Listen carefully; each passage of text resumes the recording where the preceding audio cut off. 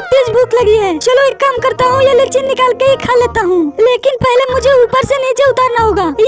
ये लो गिर गया। हाँ बाप रे, ये कहाँ भाग रहा है? रुको पकड़ता हूँ। अबे रुक जा, कहाँ भाग रहा है? मैं यहाँ हूँ। बाप रे कितना भगाया। हाँ लेकिन ये कौन है? फिर से वो पागल लड़की आ गई। अबे क्या करे, ये मेरा खाना है। चलो आज मैं लीची खाऊंगी। वैसे भी लीची खाए हुए कई दिन हो गए हैं। अबे पागल औरत क्या करे, मैं गिर जाऊंगा। हाँ अबे रुक रुक, अरे नहीं। कुछ भी कहो, ये लीची तो काफी मस्त है। अबे लेकिन ये मैं कहाँ आ गया?